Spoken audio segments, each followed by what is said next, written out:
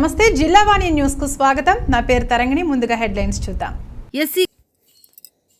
ఎన్టీఆర్ జిల్లా మైలవరం నియోజకవర్గం ఇబ్రహీపట్నం మండలం కొటికలపూడి గ్రామ సర్పంచ్ మరియు వైసీపీ ఇబ్రహీపట్నం మండల పార్టీ అధ్యక్షులైన రెంటపల్లి నాగరాజుతో మా Jillavani staff reporter Mattipalli Balakrishna face to face కార్యక్రమం నిర్వహించారు.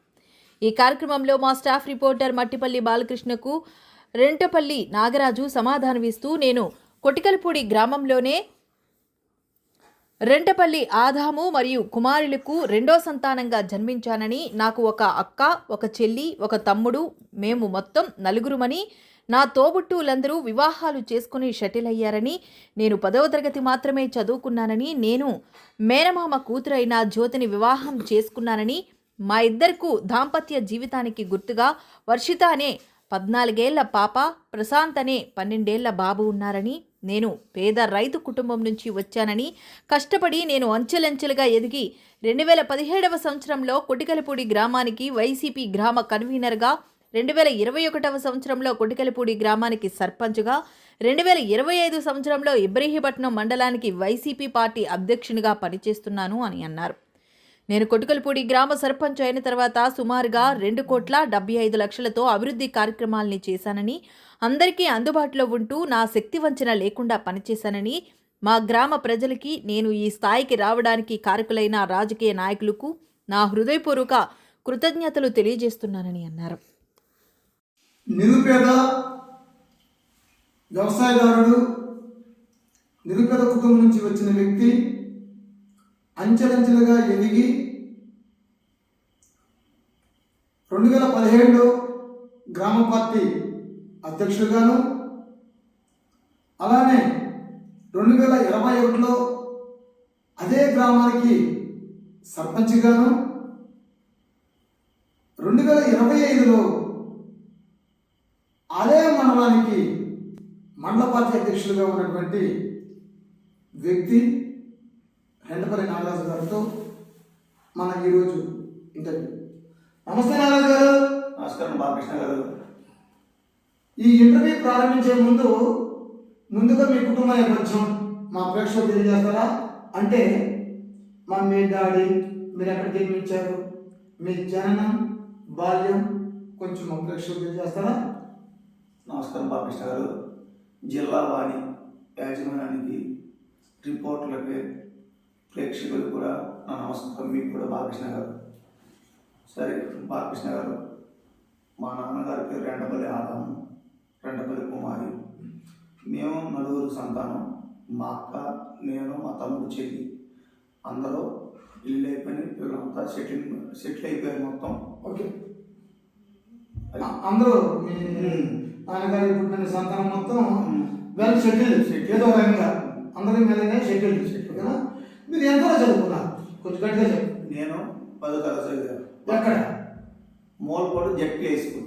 ఎందుకని మీరు ఇక్కడ చదవలేకపోయారు మీ గ్రామంలో? ఇక్కడ మాకు అప్పుడు హై స్కూల్ లేదా? హై స్కూల్ 5వ తరగతి దాకా ఉండేది. అక్కడ నుంచి 6వ తరగతి నుంచి అక్కడ 10వ తరగతి దాకా Mulapadu high school, ZP high school. మీ కుటుంబ నేపథ్యం మీరు ఏమైనా ఉద్యోగం చేసేవాళ్ళ, మోతుబర్లా, లేకపోతే? మాది అదే లేదండి. మేము మా తాతల కాడ నుంచి కూడా మాది వ్యవసాయ కుటుంబం. ఓకే, వ్యవసాయం చేసుకుని ఒంట్లో డైలీ కుటుంబం వ్యవసాయ కూలీలు ధనికులు కాదు, లేనుడు కాదు. మీకు ఎంత భూమి ఉంది? మా తాతగారు 2 ఎకరాలన్నర, మా లంక కాకుండా మా పట్టాకు మా తాతగారు 2 ఎకరాలు ఇచ్చారు. Okay okay okay. వ్యవసాయం చేసుకుని దాని లంకలను వ్యవసాయం చేసుకుంటాం మేము. ఎప్పుడు కూడా మీరు వ్యవసాయం చేస్తున్నారా? ఇప్పటికి కూడా వ్యవసాయం చేస్తాం. ఎంత చేస్తారు? నేను దాదాపుగా మా సొంత పొలం కాకుండా దాదాపు సుమారు 20 ఎకరాలు కౌలు చేస్తాం. అంటే మీరు కౌలు కూడా బాగా చేస్తారు. కౌలు చేస్తాం. నేను సర్పంచ్ అని చెప్పి నేను ఇక్కడ నుంచి చెప్పి సర్పంచ్ అనుకో తర్వాత నేను కూలి కూడా ఉంటాను. డ్రైవర్ లేకపోతే నేను డ్రైవర్ అవుతాను. నీళ్ళు కట్టడానికి లేకపోతే నేను కూలీని అవుతాను. అక్కడ పనికి కూలీలు ఉంటే వాళ్ళతో పాటు నేను పని చేస్తాను. నేను సర్పంచ్ కాదు, ముఖ్యంగా కూలీగా ఉంటాను. నేను కష్టం చేసుకుంటాను. నేను కష్టపడతాను, నాకు ఇష్టం. వ్యవసాయం చేసుకుని బాగుతున్నాను. అయితే మీ వివాహం ఎప్పుడు జరిగింది? మా వివాహం 2008 ఎవరితో? ఇక్కడ మా గ్రామంలోనే మా మేనత్త కూతురు, ఈ కొడుకుల గ్రామం. కొడుకులు గ్రామం, మేనత్త కూతురు అంటే మా నాన్న చెల్లి. ఓకే. ఆయన సాంప్రదాయమా లవ్ మ్యారేజా? సంప్రదాయమే పెద్దలు నిర్ణయించింది. మా మేనత్త కూతురు మీకు ఎంత మీ మిస్సెస్ పేరండి? జ్యోతి. మీకు ఎంతమంది పిల్లలు? పాప బాబు. ఏం చదువుతున్నారు? పాప ఏమో 8th క్లాస్, బాబు ఏమో 6th క్లాస్. ఎక్కడండి పాప? పాప బాబు కూడా సెంటెన్స్ అని గుంటుపల్లి దగ్గర ఓకే ఓకే ఓకే. స్కూల్ బస్సులో వెళ్ళి. అయితే అంటే మీరు ఇప్పుడు చెప్పుకొచ్చారు మాది రైతు వాళ్ళ కుటుంబం అని, పేద కుటుంబం అని చెప్పుకొచ్చారు. పేద కుటుంబమైన మీకు, లేదంటే రైతులైన మీకు ఈ రాజకీయాలతో మీకు సంబంధం ఏంటి సార్? అసలు ఎలా ఎలా రావాలని అనిపించింది మీకు? రావాలంటే మీ తాత ముత్తాతల నుంచి ఏమైనా కుటుంబ వంశపరమైన వస్తుందా, లేకపోతే ఏమన్నా ప్రోత్సాహమా, లేదంటే ఏం చేస్తారు ఇప్పుడు దీంట్లో? వాస్తవంగా అంటే మా తాత ఇక్కడ, నేను చిన్నప్పుడు మా తాత పెద్ద మార్గంలో వెంటపల్లి పెద్ద పొన్నయ్య అంటే, పెద్ద పొన్నయ్య గారు. పెద్ద పొన్నయ్య గారు అంటే మంచి పేరు. ఆయన వెళ్తే అక్కడ ఏమన్నా మాట్లాడాలంటే పెద్ద తరంగా ఆయన చెప్తే ఆగోళ్ళు. మరి పెద్ద మొత్తం రాగాడంటే ఆయన చెప్తే ఆగోళ్ళు ఎవరన్నా కానీ. ఆయన ఇప్పుడు ఆయన అంత అట్లా కూడా పెద్ద మాలంటే ఏంది అంటే మాకు ఇక్కడ సంఘాలు ఉంటాయి, ఆర్సీఎం అని, రామ సొసైటీ అని, ఇవి ఉంటాయి. అవునా? మా అంటే మాది చిన్న ముఠ పెద్ద ముఠ అని ఉంటాయి, మెట్రోపాలిటన్ ఇట్లా. అట్లాగే మాది ఆర్సీఎం చర్చి. దానిగా ఆయన పెద్ద మాల. ఆయన చెప్తారే పెద్ద పొన్న చెప్పినంటే ఆగంటే ఆగలే. వారసత్వం ఏంటంటే మా తాత ఒక పెద్ద మనిషి నాయకత్వం వహించాడు. అది అట్లాగా. ఇంకా ఇంకోటి ఏంటంటే రాజకీయం అంటే నాకంటే రాజకీయం ఇష్టం లేదు వాస్తవంగా అయితే. అంటే నేను ఇప్పుడు తాత ఉంటాయి కాబట్టి కష్టపడ్డామా, సంపాదించుకున్నామా. ఇంకొకటి బాలకృష్ణ గారు, నేను చిన్నప్పుడు కూడా అంటే నేను స్కూల్కి ఎంత మానేసిన తర్వాత స్వయం కృషి అనమాట. నాకు నేను ఎవరి మీద ఆధారపడి ఎక్కువ లేదు. నేను పనికి వెళ్ళి రోజుకి 50 రూపాయలు, మాకు స్వయం కృషి అని ఇక్కడ సొసైటీ ఉండేది, రోజుకి 50 రూపాయలు నేను పని చేస్తానే. అప్పుడు అంటే 70 రూపాయలు 80 రూపాయలు ఎక్కువ కూలి, 60 రూపాయల నుంచి 70 రూపాయలు ఉండేది కూలి. ఆ కూలి టైంలోనే నేను ఉదయం వెళ్ళి పని, సాయంత్రం వెళ్ళి అంటే స్కూల్ మానేసిన తర్వాత రోజుకి 50 రూపాయలు కట్టుకొని మాకు సొసైటీ ఉండేది స్వయం కృషి అని. అప్పుడు రోజుకి 50 రూపాయలు కడితే 5,000 అయిన తర్వాత 10,000 ఇచ్చాడు. 5, 10 కలిపి 15,000 అవి. అట్లా నేను స్వయం కృషితో అవి అట్లా చేసుకొని ఒక చిన్న ఆటో కొనుక్కున్నాను. అట్లాగా ఆటో కొనుక్కున్న తర్వాత ఆటో అంటే పనికి వెళ్ళాను. నేను వాస్తవం చెప్పాలంటే ఇప్పుడు మన కోరింగ్ ఉంది, కోరి పనికి వెళ్ళి ఇట్లా కూలింగ్ చాలా మామూలు కాదు. లారీ రాళ్ళు వేయటం, కంపలతో వేయటం, కంకరలు అంటారు, కంకర అంటారు, కట్టల దగ్గర. ఫస్ట్ స్కూల్ మానేసిన తర్వాత కూలి పనికి వెళ్ళి. స్కూల్ మానే కారణం అసలు అంటే మా కారణం ఏంటంటే ఇక మా తాత చనిపోయాడు. అంటే మేము వ్యవసాయం చేస్తుంటేనే మా తాతగారి అనేది మోటార్ కాడకి వెళ్తే కరెంట్ షాక్ కొట్టి తాత చనిపోయాడు. మాకు అప్పట్లోనే బ్యాగ్ మీద ఇన్ని ఉండే ఎడ్లు బండి, ఒక రైతు కుటుంబం అంటే మామూలు కాదు. ఇవి ఉండేవి. మా నాన్నకి ఏంటంటే ఇక నేను పెద్దోడు కాబట్టి ఎడ్లు గేదెలు ఉండేగా, ఆయన అర్థుని మళ్ళీ కుదరదని చెప్పి మానుకున్నాను. ఇక నేను అలాగా ఆయన పని కుదరతల ఎడ్లు దున్ని మళ్ళీ చేయటం కుదరదని చెప్పి. మరి ఇంత నిమగ్నమైన వాళ్ళు ఇప్పుడు మీరు కష్టజీవి, వాళ్ళు కూడా కొట్టారు, వ్యవసాయం చేసేవాళ్ళు, తోటి కూలీళ్ళు ఒక్కరిగా మీరు ఉండేవాళ్ళు, ఇంత కష్టాలు చేసేవాళ్ళు. మీరు ఈ రాజకీయం అంటేనే అంత పెద్ద జిజ్జాత సార్. ఆ జిజ్జాతో రావడానికి కారణం సగమేమో కొంతేమో తాత వీరయ్య పెద్ద పొన్నయ్య గారి జీన్స్ కొంత ఉండే, ఇంకెవరికి వచ్చా ఉంది. ఇంకోటి ఏంటంటే దేవుడు కృప. లేదు నేను అసలు నాకు రాజకీయం ఇష్టం లేదు. మా అమ్మగారిని వార్డు నెంబర్ నుంచోబెట్టాలంటే ఒప్పుకోలేను, ఎందుకంటే మనకు రాజకీయం వద్దని అట్లాగా. తర్వాత ఇప్పుడు మా అయ్యగారు ఏంటంటే నేను చర్చికి వెళ్తాను. నేను చర్చికి వెళ్తాను. మా అయ్యగారు ఏమంటే ప్రసాద్ గారని, డాను నువ్వు ఎప్పటికైనా గ్రామానికి సర్పంచ్ అవుతాడు అనుడు నన్ను. ఎప్పుడు 2004 ఆ టైంలోనే, ఓకే 2005, 6 ఆ టైంలోనే. నువ్వు ఏదో అనుకున్నావు. నేనే అంటా ఉన్నాడు, అన్న ఊరికన్నా నేను సర్పంచ్ ఎందుకు అసలు మాకు వార్డు నెంబర్కి ఇష్టం లేదని చెప్పి నేను ఒప్పుకున్నాను కాదు. లేదు కాను, మీరు నాయకత్వం అనేది ఉంది, నువ్వు సర్పంచ్ అవుతాను. సరే అని నేను దాని గురించి అట్లా పడుచుకున్నాను కదా. తర్వాత ఇక నాకు ఈ రాజకీయం అనేది ఎట్లా అయిందంటే, రాజశేఖర రెడ్డి గారు 2009 చనిపోయారు. అంతకుముందు ఈ పథకాలు ఉండేవి, 108 అనేది కుయ్యి అని రాజశేఖర గుర్తొచ్చేవాళ్ళు అన్నోళ్ళు. అట్లా ఆయన చనిపోయిన వల్ల ఆయన గురించి ఆలోచించి అట్లా ఆయనకి అభిమానం చేసిన పథకాల వల్ల ఆయన రుణమాఫీ చేయడం కానీ ఇవన్నీ చేయడం వల్ల మనకి రాజశేఖర రెడ్డి గారు మంచి నాయకుడు. ఇవన్నీ ఇప్పుడు పేద ప్రజలు చదువుకోవాలంటే, ఇప్పుడు హాస్పిటల్కి వెళ్తే పేద ప్రజలు హాస్పిటల్కి వెళ్తే ఖర్చు లక్షలు అవుతుంది. ఆ మహానుభావుల వల్ల హాస్పిటల్ కానీ ఏంటంటే చదువుకోవాలంటే, ఇప్పుడు మాలాంటి ఎస్సీలు చదువుకోవాలంటే ఆనాడు ఆ రాజశేఖర రెడ్డి పెట్టిన ఆ పథకాల వల్ల రైతులు కూడా ఉచితం కరెంటు. అవునా? చంద్రబాబు నాయుడు ఏమన్నాడు, కరెంటు గురించి ఉచిత కరెంట్ అంటే ఈ కరెంట్ ఎందుకని చెప్పి ఎగతాళి చేసి రైతుని ఎగతాళి చేసింది చంద్రబాబు నాయుడు గారు. కానీ రాజశేఖర రెడ్డి గారు రైతుని రాజుగా చేశారు.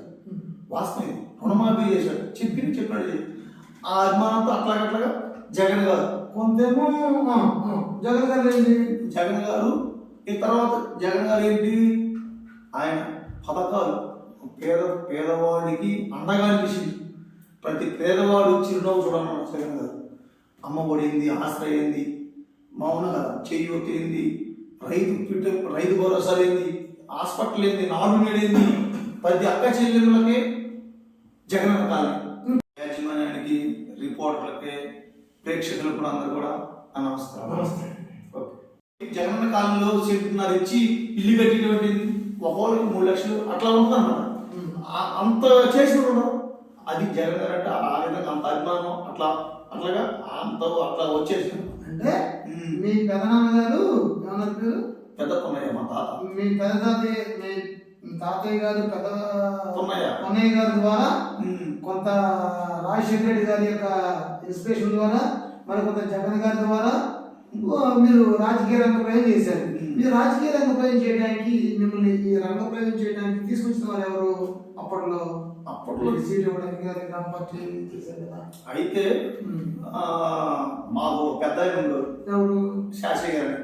అసలు వాస్తవం చెప్పాలంటే వాళ్ళు 3 సార్లు సర్పంచ్గా చేశారు. పెద్ద మనుషులు అసలు శాస్త్రి గారు అంటే కాంగ్రెస్ లో కానీ ఏదన్నా కానీ ఆయనే శాస్త్రి గారి కుటుంబం అంటే శాస్త్రి గారు అంటే పెద్ద.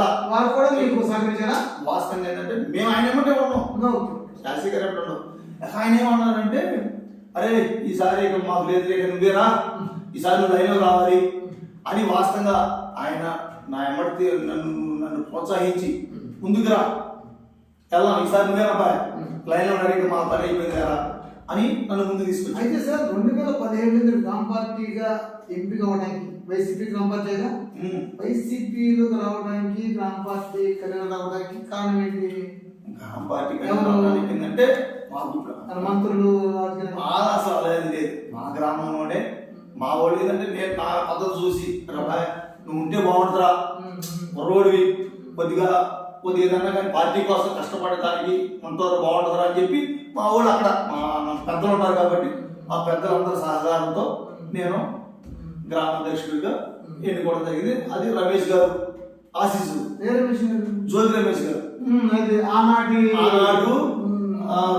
ఇన్ఛార్జి జ్యోతి రమేష్ గారు ఆశీస్సులతో ఆయా నేను గ్రామ అధ్యక్షుడిగా ఉండగలిగాను. ఆ తర్వాత 2021లో మీరు గ్రామ సర్పంచ్ అయ్యారు. 21లో అదే ఆశీస్సులు ఎవరి ఆధ్వర్యం? అది ఊరి ఆధ్వర్యం అంటే వాస్తవంగా అంటే ఇప్పుడు మేము కష్టపడడం గ్రామానికి ప్రజల కోసం ఎన్నట్టు ఉండవు, ఆ విధంగా నడవగలిగాను. దాంట్లో కూడా గ్రామ ప్రజల ఆశీస్సులు, జోగి రమేష్ గారి పాత్ర ఉందా? ఇప్పుడు దాంట్లో అంటే జోగి రమేష్ గారి పాత్ర ఆ టైం ఏంటంటే ఆయన ఇక్కడ లేడు, వాస్తవం చెప్పండి మనం కూడా చెప్పుకోవాలి. ఆ టైంలో ఆయన గారు పెడనేటారు, 2019 ఆయన పెడనేటారు, ఇక్కడికి ఇష్టపడ్డ గారు వచ్చారు. అప్పుడు ఆయన ఎమ్మెల్యే, ఆయన కింద మేము పనిచేసాం. వాస్తవంగా ఆయన కూడా మాకు ప్రోత్సహించారు, చేశారు. మనం ఉన్నది చెప్పుకోవాలి. అది అయితే ప్రజల ఆశీస్సులు ఉన్నాయి, ప్రజల ఆశీస్సులు సంక్షేమం ఉన్నాయి, ఆ, దేవుడి కృప ఉంది, అది దేవుని దయ, దేవుని కృప. అప్పటి శాసనసభ్యుల వారి ఆశీస్సు కూడా ఉంది. ఆయన ఎమ్మెల్యే గారు కాబట్టి ఆయన కింద మేము పనిచేసింది కాబట్టి ఆ టైంలో. అయితే 25లో మీరు గ్రామ పార్టీ అధ్యక్షుడు 17లో వస్తే, ఆ తర్వాత 21లో అదే గ్రామానికి మీరు అధ్యక్షుడు ప్రెసిడెంట్ అయితే, ఆ తర్వాత 2025 అంటే గత సంవత్సరం కూడా మీరు మా ఏకంగా మండలానికే వైసీపీ మండల పార్టీ అధ్యక్షుడు అయ్యారు. దీని వెనుక ఎవరున్నారు? దీని వెనక అయితే వాస్తవంగా నేను మండల అధ్యక్షుడు అవడానికి కారణం జోగి రమేష్ గారు. ఎందుకంటే ఆనాడు నాకు 2017లో గ్రామాధ్యక్షుడు నన్ను ఎప్పుడైనా కానీ బాగున్నా నారాజు అని చెప్పి బాగున్నా అని చెప్పి సక్తి పిలుస్తూ నేను చూస్తూ ఉంటారు కదా, నేను ఎట్లా సర్పంచ్ ఎంత యాక్టివ్గా ఉంటాను దాన్ని చూసి నారాజు మీ నాయకులు నన్ను చూసే నారాజు నువ్వు గ్రామం ఇబ్రహీంపట్నం మండల అధ్యక్షుడిగా ఉండాలని చెప్పిన ఆయన ఆదేశాల మేరకు, ఆయన ఆశీస్సులతో ఇవాళ నేను ఒక ఎస్సీ మావైనా కానీ ఇబ్రహీంపట్నం మండల అధ్యక్షుడిగా అయ్యానికి కారణం జోగి రమేష్ గారు. ఇది నిజం. ఈ నాకు తెలిసి అయితే ఇబ్రహీంపట్నం మండలానికి ఒక ఎస్సీగా పార్టీ అధ్యక్షుడు లేరు నాకు తెలిసి. ఇంకా ముందున్నారని తెలియదు. అది అక్కడ జగన్ గారు ఆదేశాల మేరకు, ఇక్కడ జోగి రమేష్ గారు ఆశీస్సులతో ఈరోజు మండల అధ్యక్షుడికి అయినట్టే వైఎస్ఆర్ కాంగ్రెస్ పార్టీ. అది జోగి రమేష్ గారు మరి దేవుని దయ ముఖ్యం. మీ ప్రతిదానికి కూడా గ్రామ ప్రజల ఆశీస్సులు, జోగి రమేష్ గారి చొరవ, అలాగనే దేవుని మహాకృప అంటున్నారు, బాగానే ఉంది. మరి గ్రామ ప్రజల యొక్క ఆశీస్సులతో మీరు విజయం సాధించారు 2021లో సర్పంచ్గా. మరి 21 నుంచి ఇప్పటి వరకు మిమ్మల్ని నమ్ముకున్న గ్రామ ప్రజలకు మీరు ఇప్పటివరకు ఏం చేశారు? అంతకుముందు అసలు మీరు ఎన్ని ఓట్లతో మెజారిటీ చేశారు? మీకు సరే, ముందుగా మహానుభావుడు డాక్టర్ అంబేద్కర్ గారు రాజ్యాంగ నిర్మాత ఈ సీట్లో కూర్చోవడానికి ప్రధాన కారణం దేవుడు దయ, దేవుడు కృప ముందు, తర్వాత రాజ్యాంగ నిర్మాత ఈ తెరసొక్క వేసుకుని ఈ సీట్లో కూర్చోంటే ఈ మహానుభావుడు. ఇది నిజం. ఎందుకంటే రిజర్వేషన్ కల్పించి ప్రతి పేదవాడు నా ఎస్సీ నా బీసీ అందరూ రావాలని చెప్పి కోరుకున్న వ్యక్తి అంబేద్కర్ గారు. అదేవిధంగా నా గ్రామానికి నేను సర్పంచ్ అయిన కాడి నుంచి ఈ జగన్ గారు 2019లో గవర్నమెంట్ ఫామ్ అయింది. తర్వాత 2021లో నేను సర్పంచ్. ఆ అభివృద్ధి అంతా సుమారు కొడికిలిపూడి గ్రామంలో ఇంచుమించు 2,75,00,000 సుమారుగా మా గ్రామంలో అభివృద్ధి జరిగింది. ఓన్లీ సంక్షేమం కాకుండా ఈ గ్రామంలో సంక్షేమం కాదు ఓన్లీ అభివృద్ధి. గ్రామం అవును, రైలు లేదు, మా ఓటింగ్ 3,000 లోపు అంతే. అంతే. మైనర్ పంచాయతీ, ఎస్సీ గ్రామంలో ఎక్కువ మైనర్ పంచాయతీ. దానికి 2,75,00,000 సుమారుగా అభివృద్ధికి ఏం చేశారు? ముందుగా మా గ్రామంలో డ్రైన్ లేక మెయిన్ బజార్, మెయిన్ రోడ్డు డ్రైన్ లేక దాదాపు కిలోమీటర్ వేసి ఉంటాం. రోడ్ డ్రైనే కానీ కలవట్లే కానీ నేను ఆ డ్రైన్ కట్టేటప్పుడు చాలా ఇబ్బంది పడ్డా.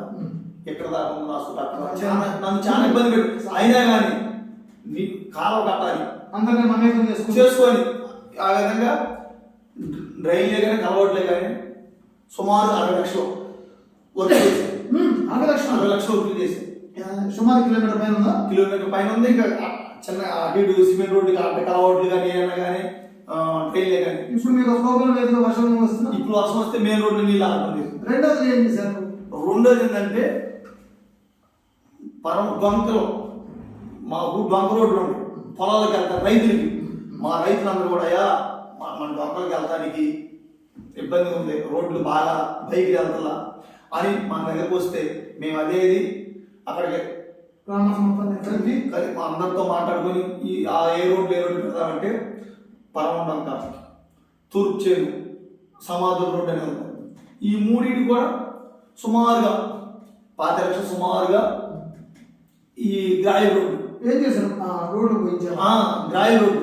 ఎందుకంటే బైక్ వెళ్ళడానికి కూడా ఇబ్బంది ఉంటే మా రైతులందరూ కూడా అయ్యా మనకి చేద్దామంటే మేము అక్కడ పైన అధికారులతో మాట్లాడి అవి చేయించేసాం. మరి మూడవదిగా నాడు నేడు జగన్ గారు ఎంతో స్కూల్ డెవలప్మెంట్, గవర్నమెంట్ స్కూల్ని ప్రైవేట్ వాళ్ళకి ధీటుగా ఆ విధంగా తయారు చేసినామట. అసలు స్కూల్లోకి వెళ్తే మన కనీసం మన టాయిలెట్లు కూడా అంత బాగుంటాయి. అక్కడ తరగతి గదులే కానీ మొత్తం అక్కడ ఏది ఉన్నా కానీ అక్కడ మొత్తం దాదాపుగా 50 లక్షలు నాడు నేడు కింద అంత డెవలప్ అవ్వబట్టే ఈరోజు కొటికిలపూడి గ్రామంలో ఎంపీయూపీ స్కూల్ నుంచి జెడ్పీ హై స్కూల్ అయింది మా గ్రామం. ఎందుకంటే మేము పోరాడినాం అంటే కావాలి ఇట్లా కావాలని చెప్పి అన్ని అడిగి మేము అధికారులతో మాట్లాడుకొని మా ఊరికి కావాలని చెప్పి ఇట్లా మాట్లాడాం. అదే ఇబ్బందిగా ఉంటుంది అందుకే పోరాడుకున్నాం. 50 లక్షలు నాడు నేడు కింద మా గ్రామం డెవలప్ అయింది. ఈ 50 లక్షల్లో జగన్ గారు చేసిన పని నెంబర్ 1 ఇది. పిల్లలకి స్కూల్ పిల్లలకి షూ ఏంది అన్ని బుక్స్ ఏంది భోజనం ఏంది గోరు ముద్ద ఏంది ఇవన్నీ కూడా అసలు ఎంత విధంగా ఉందో. నాలుగోది ఏంటంటే ఇక్కడ సచివాలయం ఈ గ్రామంలోనే. ఇప్పుడు మనం అనుకుంటాం సచివాలయం అంటే ఇప్పుడు రాజధాని కోసం ఆలోచిస్తాం. అసలు ఇక్కడ ఊరు రాజధాని వాస్తవం సచివాలయం. తర్వాత LIC centre.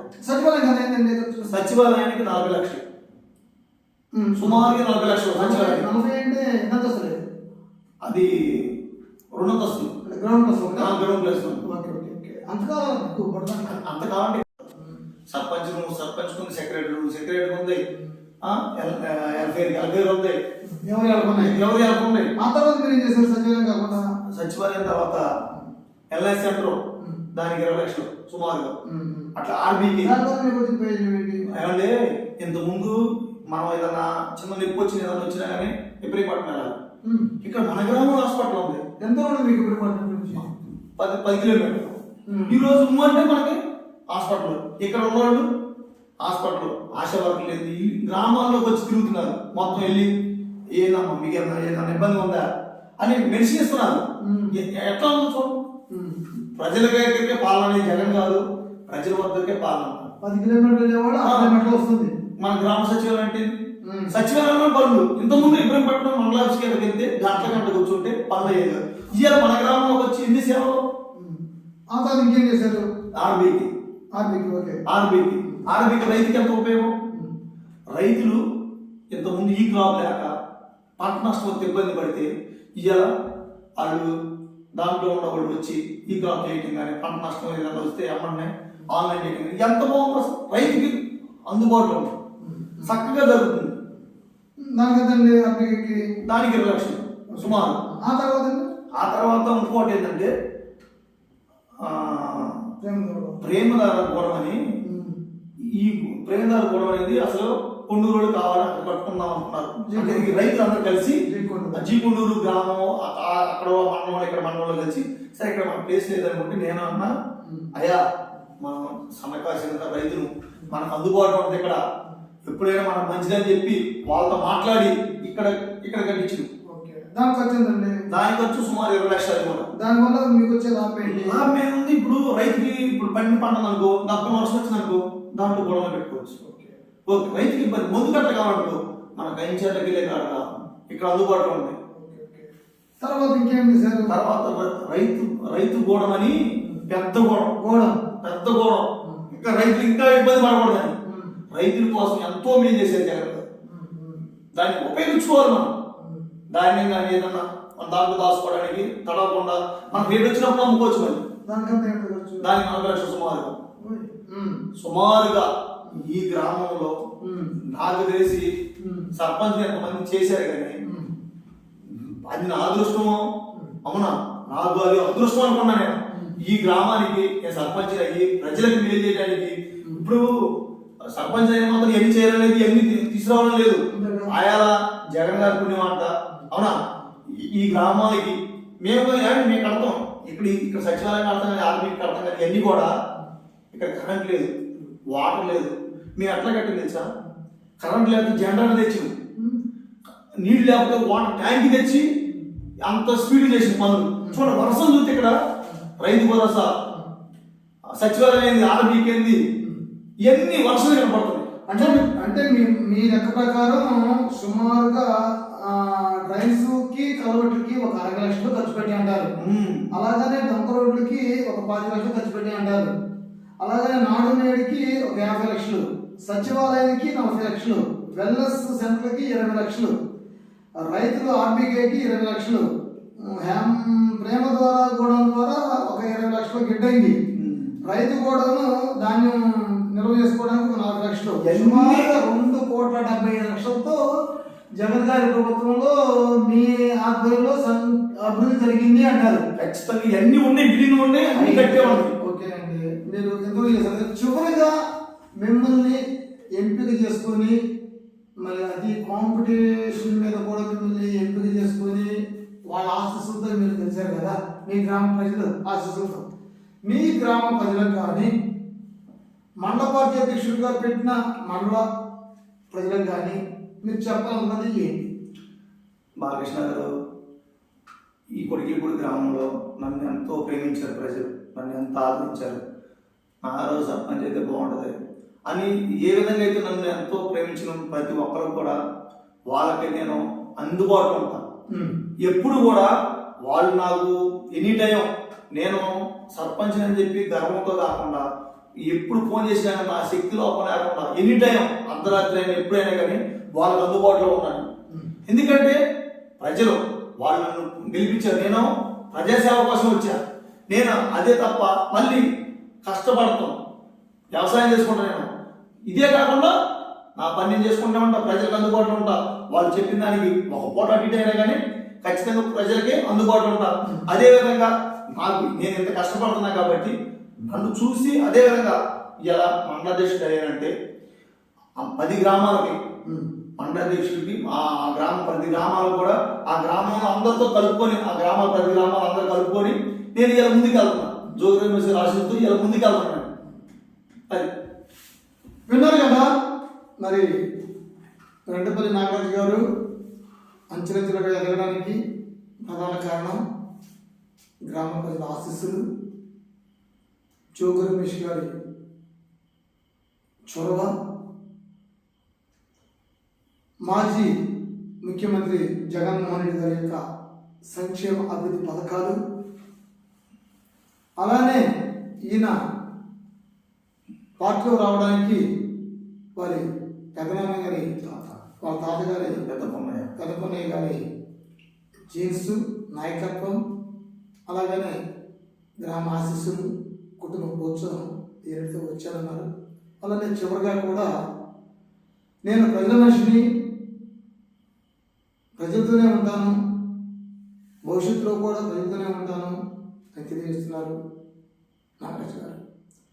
Mattipalli Balakrishna, staff reporter, జిల్లా ఛానల్.